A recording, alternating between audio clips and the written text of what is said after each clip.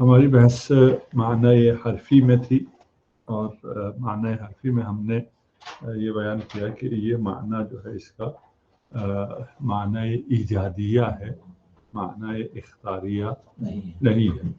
और मानाए ईजादिया है का मतलब ये है कि दो वजूद होते हैं, एक वजूद ज़ैत है, दूसरा वजूद क़याम है। ये दोनों बिल्कुल मुस्तकिल वजूद है, इन दोनों का आपस में कोई रब्त नहीं है।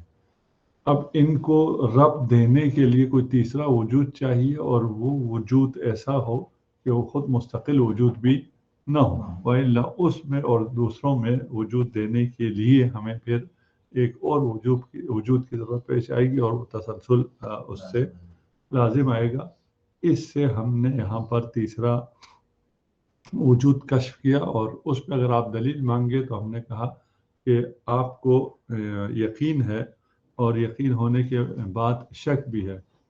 इन दो वजूदों में तो आपको यकीन है, क़याम पर भी आपको यकीन है, ज़ैत पर भी आपको यकीन है। वजूद ज़ैत भी मुतयक्कन, वजूद क़याम भी मुतयक्कन, लेकिन फिर भी आपको शक है कि ज़ैत कायम है या नहीं है, ये क़याम ज़ैत के लिए है या नहीं है।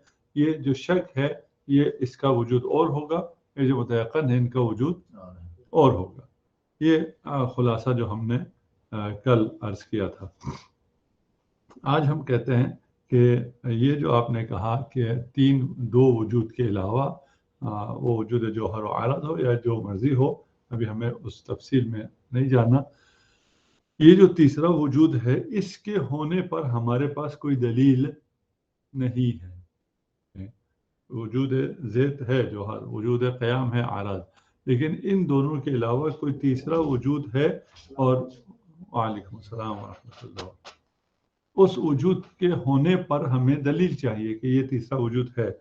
आपने जो दलील पेश की थी वो ये था कि मुतयक्कन और मशकूक मुत्तहिद नहीं हो सकता है ना, इसलिए ये अदम इत्तेहाद, जब आपको पता चल गया मुतयक्कन है मशकूक है, तो इसलिए इसका मतलब यह है कि वहाँ मौजूदात मुख्तलिफ है। हम जवाब में कहते हैं कि एक ही मौजूद हो उसका एक एतबार से वहाँ पे वो कतई है, ठीक है ना। मसलन एक वजूद है, उस वजूद में हुसूल तबीई के हिसाब से वो कतई है कि तबीई हिमार मौजूद है ना, ये कतई है, ठीक। और इसी वजूद में ही दूसरे लिहाज से शक भी हो सकता है ना, कि इस हिमार के सींग है या नहीं है, ठीक है ना। और हिमार के होने में कोई शक नहीं, मुतयक्कन है। शक किस निस्बत से है, उसके सर पे सींग है या नहीं है, ठीक। बस आप यहाँ आपको एक और वजूद चाहिए, आपके जो यहाँ पे मुतयक्कन है कि हिमार है, वालेकुम अस्सलाम, ये वजूद जो है वो तो मुतयक्कन का हो गया। अब जो मशकूक है उसके लिए एक और वजूद चाहिए, उसके लिए और वजूद नहीं चाहिए। यही वजूद मुतयक्कन भी है, यही वजूद मशकूक भी है, ठीक है ना। और इसी तरह क़याम और ज़ैत ये दोनों मुतयक्कन है, ठीक है ना। फिर अभी मशकूक क्या है, यही निस्बत क़याम बेज़ैत मशकूक है, उसके लिए तीसरे वजूद की हमें ज़रूरत ही नहीं है। वाज़ेह है। और बस आपने जो ये तीसरा वजूद पेश किया ये वजूद सही नहीं है, इस पे आपकी दलील काफ़ी नहीं है, ठीक। और अभी इन आयम ने क्या किया था, इन्होंने कहा था कि हमारे पास दो वजूद तो हैं लेकिन ये दोनों वजूद मुतयक्कन है, एक वजूद और चाहिए क्योंकि हमें तयक्कुन के साथ शक भी है, ठीक है ना। हमने कहा ज़रूरी नहीं है कि कोई तीसरा वजूद हो तब ही तयक्कुन और ये मशकूक होना ये मुतहक्कक हो सके। मुतयक्कन वजूद अलग, मशकूक वजूद अलग नहीं चाहिए, ठीक है ना। एक ही वजूद में एक ही वजूद है गधे का, और उसी वजूद के होने में आपको यकीन है, उसकी एक और जिहाद से कि इसकी सींग है या नहीं आपको शक है। वजूद एक ही है, हमें दो वजूद की जरूरत नहीं है। अच्छा, ये जो वजूद राबित आपने इस दलील से पेश किया था वो तो साबित नहीं हो सका। फर्ज करें वजूद राबित होता है, ठीक है ना। आपने कहा कि ये तीसरा वजूद हमने इसे साबित कर लिया, ठीक।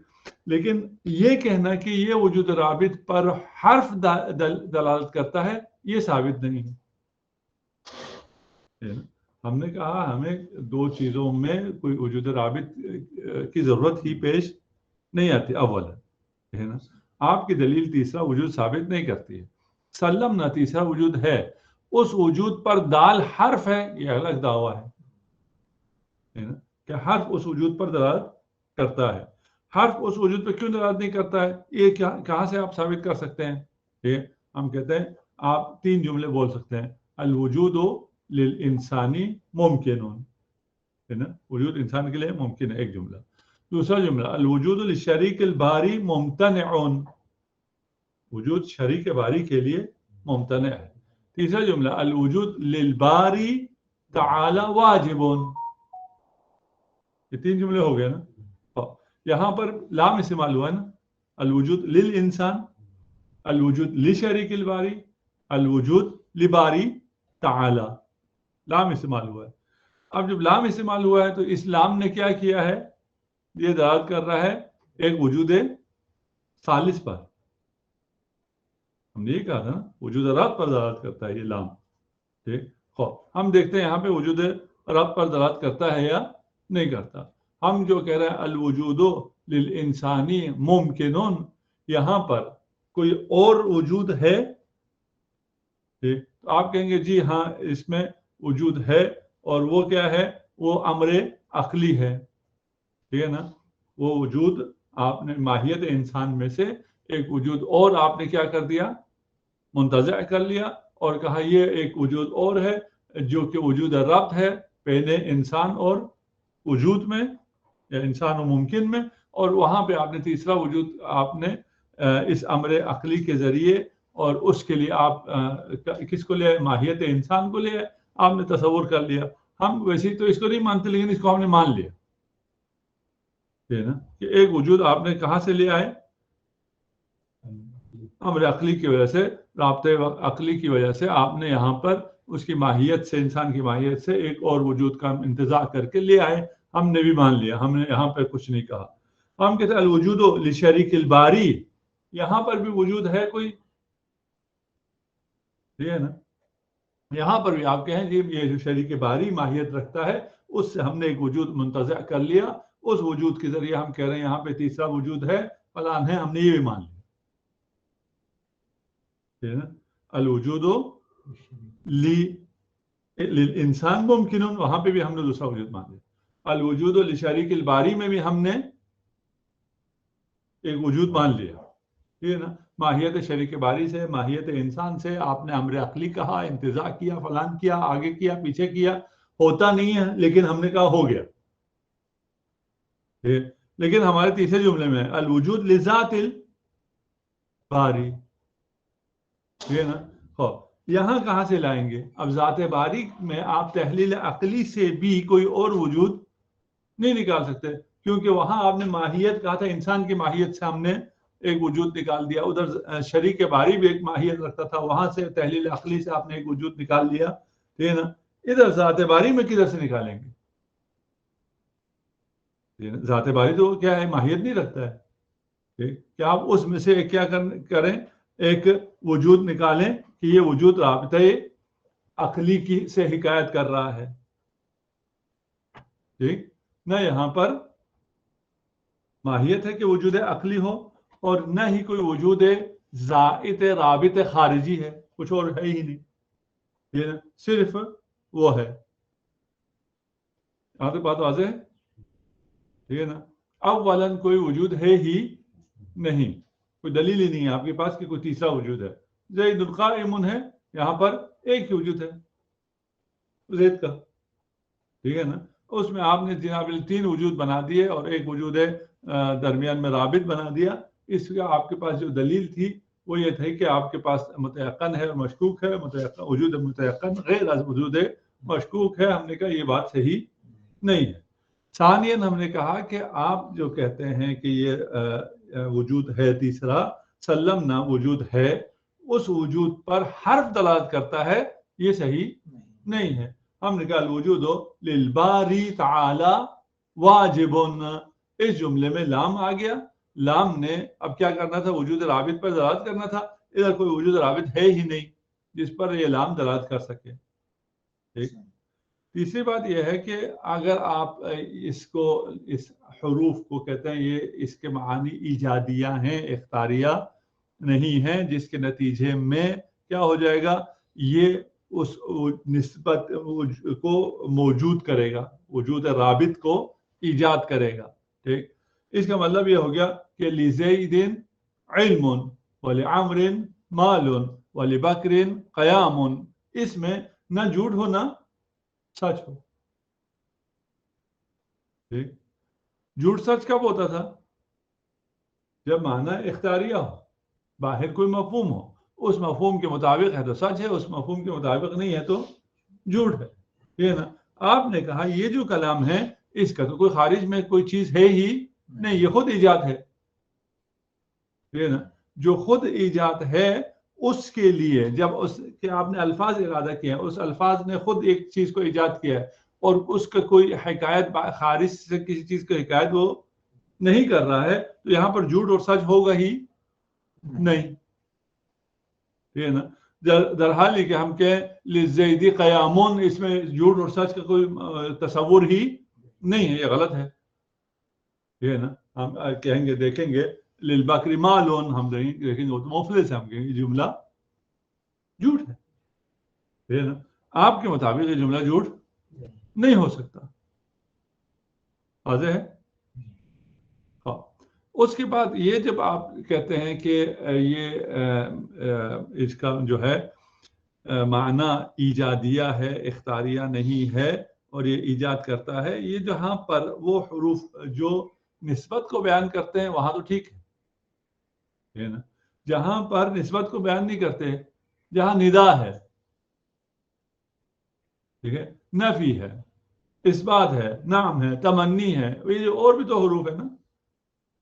ٹھیک ہے نا، صرف من و الا تو نہیں ہے. ہاں، وہاں کیا کرتے ہیں، ادھر آپ کے پاس کیا جواب ہے؟ جو آپ نے معنی قائم کیا ہے اس کا حروف کا، اس کے مطابق ان تمام حروف کے معنی کیا ہیں؟ معنی ایسا ہونا چاہیے جو جاری و ساری ہو باقی تمام حروف میں بھی، پھر ہم جا کے آپ کی بات مان سکتے ہیں، وَإِلَّا ہم آپ کی بات نہیں مان سکتے. ٹھیک، یہ 3 اعتراضات واضح ہو گئے. ٹھیک، نہ انہیں واپس آ کے کہہ سکتے ہیں کہ بھئی ہم نے کہا ہے کہ اسماء میں معانی جو ہیں وہ اختاریہ ہیں اور حروف میں ایجادیہ ہیں. جہاں پر نسبت ہے وہاں پر وہ ایجاد نسبت اور ایجاد ربط کرے گا. نا آپ کا ایک تو یہ تھا نا، جہاں نسبت ہے وہاں تو اس نے ایجاد نسبت کر دیا، ایجاد ربط کر دیا. جہاں وہ غیر نسبی ہے، نسبت ہی نہیں ہے، جہاں پر نسبت نہیں ہے وہاں کیا کرے گا؟ وہاں پر یہ حروف اس فرد کو متحقق کرے گا. جہاں نسبت تھی ادھر فرد نسبت کو متحقق کرتا تھا، نسبت ربط کو متحقق کرتا تھا نا، من الہ. ٹھیک ہے نا، جہاں یا ہے وہاں نسبت نہیں ہے، وہ کیا کرے گا؟ وہ فرد ندا کو متحقق کرے گا، وہ فرد تمنی کو متحقق کرے گا، ٹھیک ہے نا، وہ فرد نفی کو متحقق کرے گا. ہم نے کیا کہا تھا، ابھی نہیں کر رہے، ہم نے کہا تھا کہ ان کے معانی ایجادیہ ہیں، ہم نے ایجاد آپ کو بنا کے دکھا دیا. جہاں وہ حروف نسبی ہیں وہاں پر وہ ایجاد کیا ہے؟ نسبت اور ربط ہے، وجود رابط ہے. جہاں وہ نہیں ہے، ٹھیک ہے نا، وہاں وہ ان کے اپنے مصادق ہیں. ادھر مصداق ندا، ادھر مصداق تمنی، ادھر فلان، یہ کیا ہو جاتے ہیں؟ متحقق ہو جاتے ہیں. ٹھیک، وہ کہتے ہیں دیکھیں ہمیں ہماری مشکل کو آپ سمجھیں، نہیں کہتے ہیں ہماری مشکل یہ ہے کہ ہمارے پاس ایک عرض ہے قیام، ایک معروض ہے زید، یہ نا، ان دونوں میں کوئی ربط نہیں ہے، یہ دونوں بالکل مستقل ہیں. قیام کا زید سے کوئی لینا دینا نہیں ہے، زید کا قیام سے کوئی لینا دینا نہیں ہے. ان دونوں میں ہم نسبت کو ایجاد کرتے ہیں. اس نسبت کو جو ان دونوں میں ایجاد کیا جاتا ہے جسے ہم ربط کہتے ہیں، وجود رابط کہتے ہیں، وہ وجود رابط جب وجود میں آتا ہے تو یہ دو آپس میں جڑتے ہیں. آپ نے اعتراض کیا کہ اس میں پھر سچ اور جھوٹ نہیں ہوگا، ٹھیک ہے نا. یہاں پر اس لفظ نے، اس حرف نے آ کر اس نسبت کو ایجاد کیا ہے. کس میں؟ کلام میں، خارج میں نہیں کہ سچ اور جھوٹ ہو. لیکن یہ نسبت جو کلام میں موجود ہوا ہے، اس کا اس نسبت کے ساتھ جو خارج میں ہے سایہ اور ذی سایہ کا تعلق ہے. یہ بات واضح ہوئی نہیں ہوئی؟ حروف نے نسبت خارجیہ کو بیان نہیں کیا، اس نے نسبت کلامیہ کو متحقق کیا. یہاں تک تو واضح ہے نا؟ آپ نے اعتراض اس پہ کیا کیا؟ اس میں تو کوئی سچ اور جھوٹ ہی نہیں ہوگا. وہ کہتے ہیں یہ جو نسبت کلامیہ ہے یہ سایہ ہے کس کا؟ نسبت خارجیہ کا. ذل اور ذی ذل کی نسبت ہے ان دونوں میں. یہ جو نسبت کلامیہ ہے یہ ایجاد ہوا ہے، یہ سایہ ہے کس کا؟ اس نسبت خارجیہ کا. ٹھیک ہے نا؟ وہ نسبت خارجیہ یا ہے یا نہیں ہے. اس کے مطابق اگر یہ نسبت کلامیہ نسبت خارجیہ کے مطابق ہوا تو سچ ہے، اگر مطابق نہ ہوا تو جھوٹ ہے. آپ کا اعتراض ختم ہو گیا نا؟ ہے نا؟ آپ کہتے ہیں سچ اور جھوٹ نہیں ہوتا ہے، یہاں سچ اور جھوٹ ہو گیا نہیں ہوا؟ ٹھیک ہے نا؟ ہاں. بس یہاں پر وہ کہتے ہیں ہم جب ایجاد کی بات کر رہے ہیں یہ ایجاد طلب وہ ایجاد بے کی طرح نہیں ہے، یہ ایجاد نسبت ہے. نا؟ یہ جو ایجاد نسبت ہے اس کو ایک نسبت اور حاصل ہے نسبت خارجیہ کے ساتھ. اس نسبت خارجیہ اور اس نسبت کلامیہ میں ذل اور ذی ذل کی نسبت ہے. ٹھیک ہے نا؟ وہاں پر کیا ہوگا؟ اگر یہ مطابق ہوا تو سچ اور جھوٹ ہوگا، اگر مطابق نہ ہوا تو یعنی مطابق ہوا تو سچ ہوگا وَإِلَّا جھوٹ ہوگا. ٹھیک. یہاں پھر دوبارہ ہم مرحوم نائندی سے کہتے ہیں کہ آپ نے کہا کہ عرض اور معروض، زید اور قیام، ان میں کوئی ربط ہی نہیں ہوتا ہے. کیونکہ ان میں کوئی ارتباط نہیں ہوتا ہے تو ہمیں حرف کے ذریعے ان میں ارتباط پیدا کرنا پڑتا ہے. ہم کہتے ہیں ہم اسی کو نہیں مانتے. یہ جو مفاہیم ہیں ان کو حرف کے بغیر بھی آپس میں مرتبط کیا جا سکتا ہے. ٹھیک نا؟ جیسے زید قائم بھی کہا جا سکتا ہے، القیام لی زیدن بھی کہا جا سکتا ہے. القیام لی زیدن کے علاوہ زید قائم بھی تو کہا جا سکتا ہے. دو کیا ہے؟ مفاہیم اسمیہ ہیں. ان دو مفاہیم اسمیہ کو ہم کیا کرتے ہیں؟ ہم کہتے ہیں ان میں کیونکہ ارتباط ہے ذہن اس ارتباط کو تصور کر سکتا ہے اور ان دو مفاہیم کو آپس میں جوڑ سکتا ہے. ٹھیک.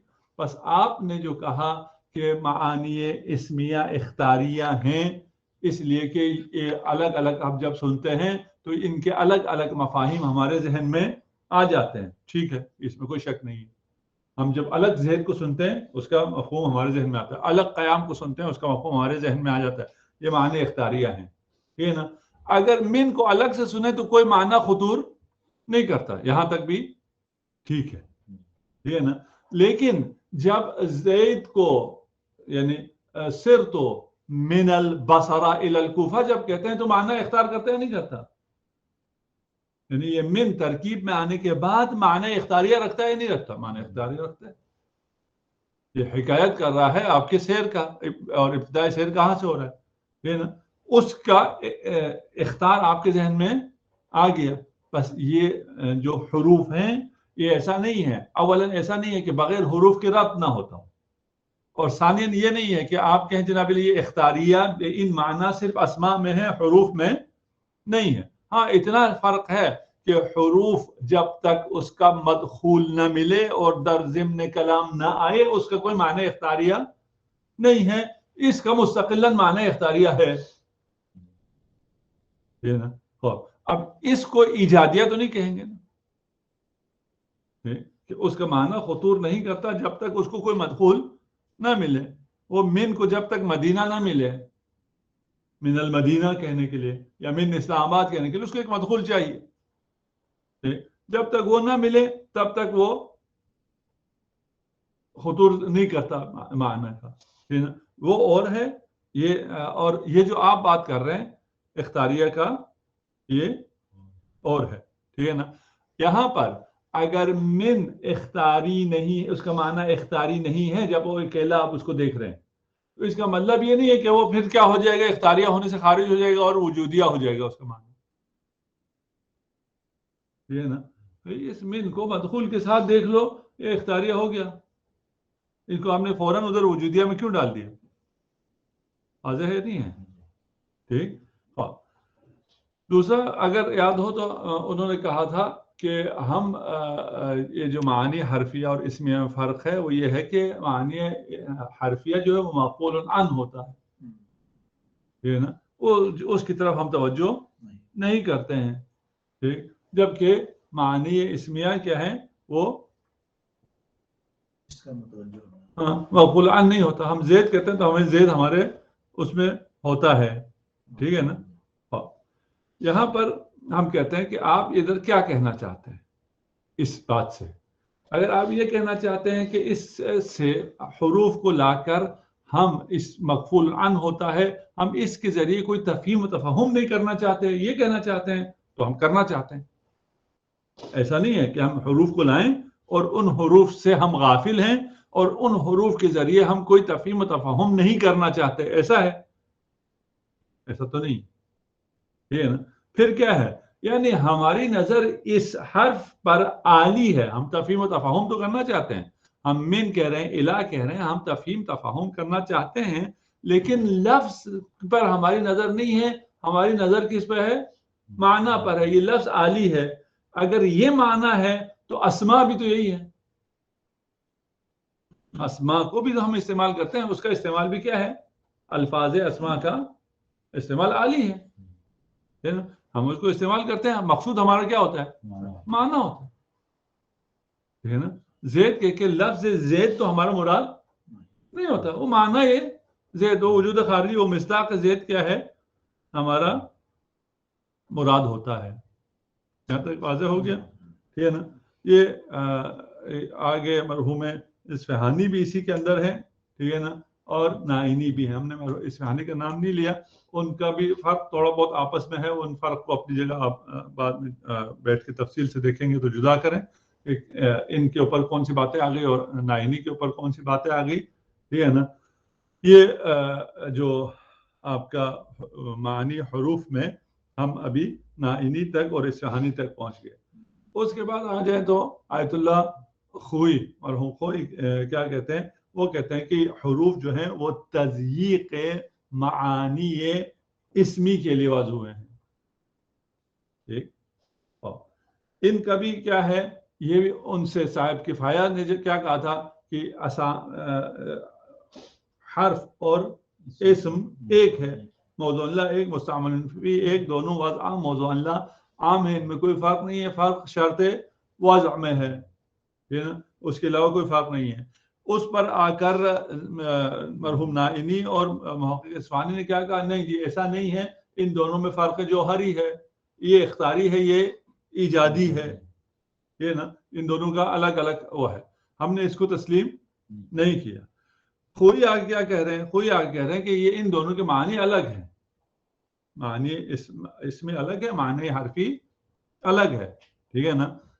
جب الگ ہے تو یہ معنی اسمی کیا ہے؟ وہ کہتے ہیں معنی اسمی جو ہے وہ تضییق کے لیے آتا ہے.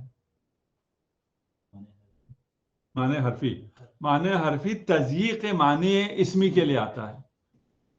ٹھیک ہے نا. یہ حرف و اسم میں اگر ہم وہ کر دیں یا تو خود سمجھ جائیں یا ہمیں ٹھیک کر لیں. ٹھیک ہے نا. معنی حرفی جو ہے وہ کس کے لیے آتا ہے؟ تضییق معنی اسمی کے لیے آتا ہے. ہم کہتے ہیں یہ تضییق کے لیے جو آتا ہے وہ حرف جو مفردات پر وارد ہوتے ہیں، وہاں تو چلیں آپ کہہ سکتے ہیں یہ تضییق کہلاتا ہے. الجلوس فی المسجد، جلوس عام تھا، کہیں بھی ہو سکتا تھا.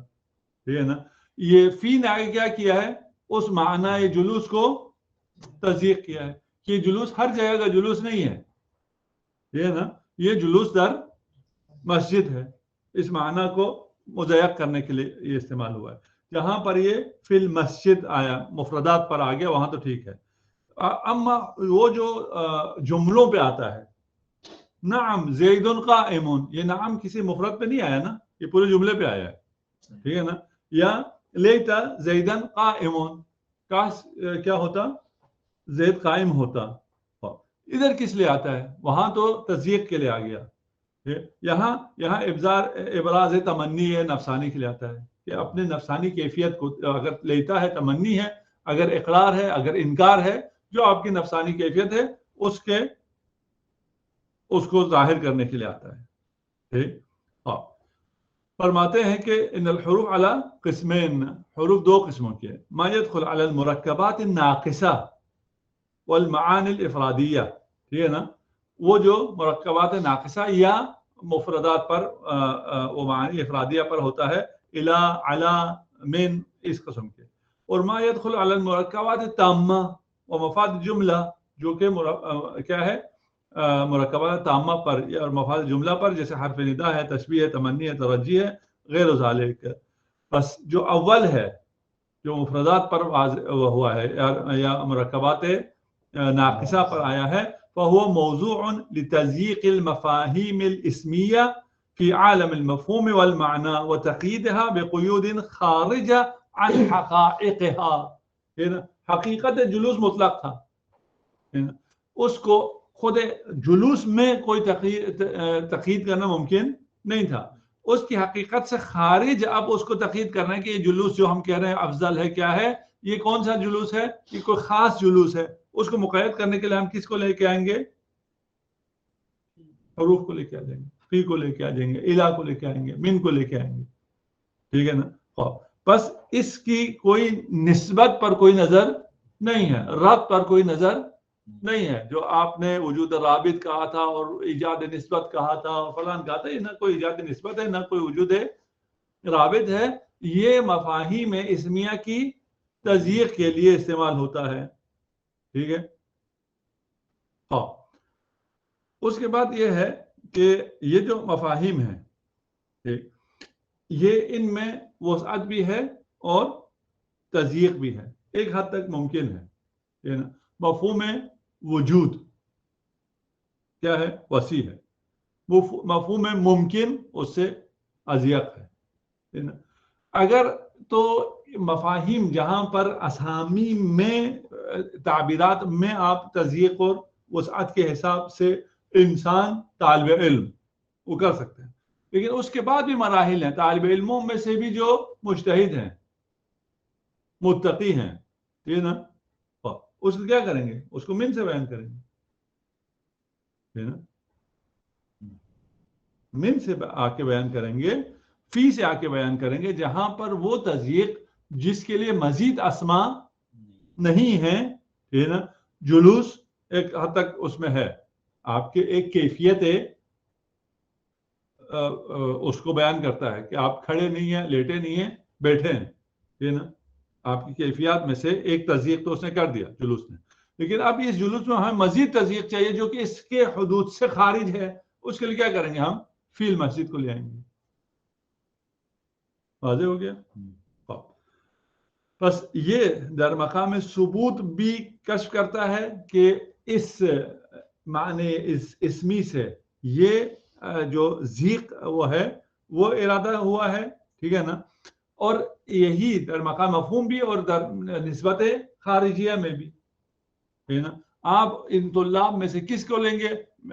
کیا منہم المجتہدون، ان طلاب میں سے صرف جو مجتہد ہیں، کوشش کرنے والے ہیں. ٹھیک. بس یہ اگر معنی ہے تو یہ معنی ہے نا، وہ جو آپ نے صفات واجب میں آپ نہیں کر سکے تھے، جو آپ نے ایجاد نسبت اور ایجاد وجود رابط اور وجود ثالث بنا دیا تھا، وہ آپ جا کے صفات واجب میں نہیں کر سکتے تھے، وہاں پہ یہاں کر سکتے ہیں. آپ صفات واجب میں بھی تضییق کرنا چاہیں اور کہیں رحمت جو ہے رحمت رحمانیہ صرف مومنین کے لیے ہے، آپ کر سکتے ہیں. ہم جو حروف کا معنی دے رہے ہیں آیت الخو ہی کہہ رہے ہیں. ٹھیک ہے نا. وہ ہر جگہ جاری و ساری ہے. ٹھیک ہے نا. باتیں ان کی بہت ہیں، آپ ان کو پڑھ لیں. ٹھیک ہے نا. پھر کہتے ہیں کہ ہم خلاصہ کرتے ہیں. ہماری دو باتوں میں خلاصہ ہے. ایک کیا ہے کہ ان المعانی الحرفیہ جو معانی حرفیہ ہیں وہ تباین الاسمیہ ذاتن، ٹھیک ہے نا، وہ ہے مباین ہے، تباین ذاتی ہے، ولا اشراک لہما فی طبیعی معنی واحد، ان کا معنی ایک نہیں ہے، یعنی فی ادھر بھی ظرفیہ ہے اور ادھر ظرفیہ بھی فی ہے، ٹھیک ہے نا، الابتداء ہے اور من ہے، دونوں کا معنی ایک ہے، جیسے صاحب کفایہ کہہ رہے تھے، کوئی ایک معنی نہیں ہے، یہ معنی جو ہے الگ الگ معنی ہے اور ان کے لیے کوئی جامع نہیں ہے، ٹھیک ہے نا۔ اور دوسرا کیا ہے، ان معانی لیست بایجادیہ، ٹھیک ہے نا، اس کا معنی جو ہے معنی ایجادی بھی نہیں ہے، نسبت خارجیہ بھی نہیں ہے، ولا باعراض نسبہ اضافیہ، اور نسبت اضافی بھی نہیں ہے، بل ہی عبارت عن تضییقات نفس المعانی الاسمیہ فی عالم المفہوم وتقییداتها بقیود خارجہ عن حقائقها، ٹھیک ہے نا۔ اس کا کام کیا ہے، اس کا کام تضییق کرنا ہے، ٹھیک ہے نا، اور تقیید کرنا ہے بے قیود خارجہ عن حقائق معانی الاسمیہ، وہ معانی اسمیہ میں جو تقییدات ممکن نہیں ہے، خارج سے وہ تقییدات کو لا کے اس میں ڈالنے کے لیے وہ ہے، ٹھیک، بلا نظر انہا موجودہ فی الخارج او معدومہ، ممکنہ او ممتنعہ، اس سے اس کو کوئی کام نہیں ہے، خارج میں ہے یا نہیں ہے، کوئی ایجاد نہیں کر رہا ہے، بس یہ معنی ایجادیہ اس میں نہیں ہے۔ یہ ہو گیا مرحوم خوئی کی نظر۔ اب دیکھتے ہیں اس نظر پہ کیا چیزیں ہیں، ہمیں یہ سمجھ میں آتا ہے یا سمجھ میں نہیں آتا۔ دوسرے حصے پہ بات نہیں ہوتی، کون سے جو حصے کی معنی عرفیہ جو بعض اوقات تصدیق کیا گیا، لیکن مرکبات تامہ میں تصدیق نہیں آتا، وہاں پر ادھر ہمیں بہت زیادہ کلام نہیں ہے، ہم نے وہاں ان سے بھی زیادہ کلام نہیں کیا تھا، نائنی سے بھی انہوں نے بھی کہا تھا کہ جہاں پر نسبت ہے وہاں پہ ایجاد نسبت اور ایجاد ربط کے لیے آتا ہے، جہاں نہیں ہے وہاں وہ ایجاد کے ہیں یا تحقق ہے، اس سے فرد ندا متحقق ہو جاتا ہے، ٹھیک ہے نا۔ اس حصے پہ ہم نے زیادہ کلام نہیں کیا، ہمیں پہلے حصے میں زیادہ مشکلات ہیں، ٹھیک ہے نا۔ اس میں تو کوئی شک نہیں ہے کہ اگر آپ یا زید کہیں تو ایک فرد ندا متحقق ہو جاتا ہے، ٹھیک ہے نا۔ یہ کوئی معنی ایجادیہ پہ ان معنی نہیں ہے، ادھر وجود رابط کوئی نہیں آیا ہے۔